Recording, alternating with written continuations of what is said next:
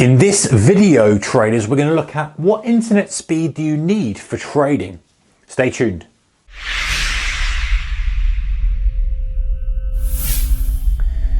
Hey traders, a very warm welcome to you. Okay, so you're a swing trader, you're a day trader. We all know the days of picking up the phone and putting your order through are long gone. We're all trading online now. But the question is, what speed do you need for trading or when trading? Now, obviously, if you live in a city, you live in a metropolitan area, speed is generally not an issue. Speeds are great, they're fast, they're quick, there's good access to it.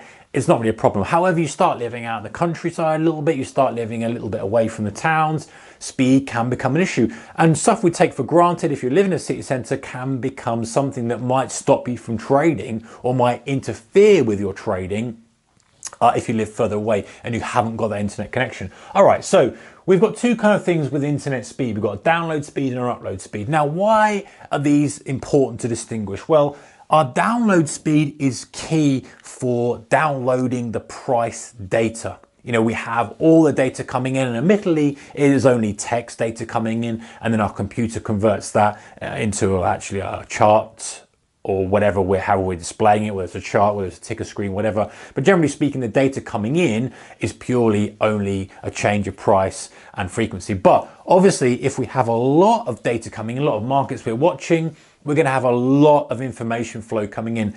And we might have, not only have we got price, we might have bid price, offer price, ask price, volume, time and sales, so trades coming through. Especially if we're a day trader, we might have 100 times information of a swing trader because we need that to make decisions. And then we might have multiple markets. Before we know it, we're actually bringing in quite a lot of data. Now, there's two things to consider from this, and I've been in a situation where I've had awful internet connection as I've experienced this firsthand. Fortunately, not anymore, but you know, in the early days, kind of 10, 15 years ago, internet connections were a little bit flaky and this would happen. You would have a situation where data would come in and then it would freeze because the connection couldn't handle it. And then all of a sudden it was trying to catch up with itself and then everything would go flashing, the chart would kind of recover. You just don't want that, you know, and in my opinion, you need at least, I was going to say half a meg, but I think really you need 1 megabyte per second. Really, you really do need that. You can get away with half a meg, but you know, one is the bare minimum. You need to be as much as you can, you know, 10, 15, 20, 100 if you can get it, because you don't want to have to worry about it. But if you're getting anything less than this, you need to consider whether day trading is right for you, or you're going to have to adjust and say to yourself, hey, you know what, maybe I can only trade 1 or 2 markets. I can't really look at lots of markets because I especially can't look at time and sales. I can't look at volume because that is really going to absolutely hammer my internet connection and is going to cause all sorts of problems. The other thing with a poor internet connection is your ping speed. Now you can go to something like speedtest.com, and I'll put a little link up here for it. Speedtest.net, perhaps it is. I'll find it and chuck it on the button in a minute. Check your ping speed. If your ping is really high, it's basically, someone can correct me in the comment section below, someone who's more understanding of the kind of concept of this than I, but ultimately ping means how long it takes for a data packet to get from you to the destination, is how I understand it. And from a trader's perspective, it just means how quickly data is getting from them to you, so how quickly it's being delivered. So you obviously want something that isn't lagged, and if you're trading on some kind of connection that's very slow or it's very laggy, this is going to be high. It's going to be hundreds of milliseconds, and so data is going to take a lot of time. Now obviously if you're swing trading, it doesn't matter. You're making your decisions, you're looking at prices. It doesn't matter. You can be trading off a dial-up mode, and with downloading the prices, downloading the news, and you're fine. Hopefully no one's trading off a dial-up these days, but you can do that. But also I wanted to separate that out from download to upload, because a poor internet speed and a poor download speed and an upload speed will affect this. If your upload speed isn't up to standard, what will happen is you'll have a ticket, you'll place your order, and the ticket will hang. It won't go from your computer to the server of your broker. And that is the worst feeling in the world, trust me. You've made your decision, especially with day trading, you've made your commitment, you've placed your order, bang, you're waiting, you feel like you're in, and it just hangs. Has it got there? Has it not? I haven't got there. And most of the time what happens is obviously the order goes in, it gets the broker does what it needs to do, automatically comes back and get the confirmation. So you have two-way flow. Ticket goes in, bang, comes back, confirmation, green ticket, whatever it may be, into the blotter.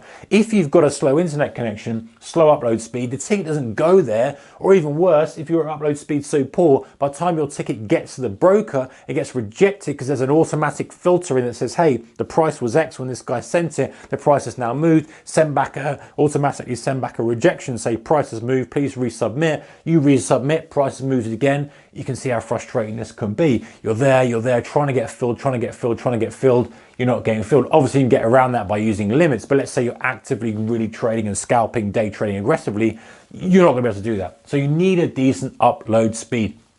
And it's something that people forget about. They're always looking at download speed, but upload is very, very important when you're day trading for that exact purpose, sending your orders to the broker. The broker needs to get those orders quickly, especially in a fast market. And that's kind of the biggest thing, and what I'll conclude on here, guys, is that, hey, listen, this is all very well. You can get away with a poor internet connection. You can get away with, you know, a poor machine and substandard stuff under normal conditions. That's fine. Most of the time prices are chugging along. But when things are kicking off, which is when the opportunity presents itself as a trader, you want a machine, you want an internet connection that is robust and can handle everything. You want a broker that's robust, reliable, robust. You want a machine that's decent and can handle it. You want an internet connection that's solid, thick, and can handle all the data, because when you get that spike and you get the opportunity, you want to be able to bring up that market. You want to be able to do that. You want it instantly. You want to be able to send orders. You want to be able to do business without worrying the fact that your tools aren't up to the job. All right, guys, so I'm going to say here you need 1 megabyte per second. You need a decent ping, and you need to have... one more thing I can say is if you live in an area where you've got 4G or 3G, you can use this as perfectly for swing trading or as a backup. Tether your laptop or your computer up to your phone and use that as an internet connection. That's not going to be as robust, it's not going to be as quick, there's probably going to be more latency, but it's a good kind of backup solution. If you have maybe an intermittent, which is another horrible thing, you know, if your internet connection is kind of going down intermittently, you can use that as a fail-safe. And actually you can buy modems now or routers now which will automatically click over to your 4G as and when your landline goes down. So for maximum redundancy, or you do it manually if you're not that time critical. Anyway, guys, that's that one. Let me know your thoughts in the comment section below about this, and let me know your internet speed. Be interested to know what you guys are trading with. All right, take care. See you next one. Bye-bye.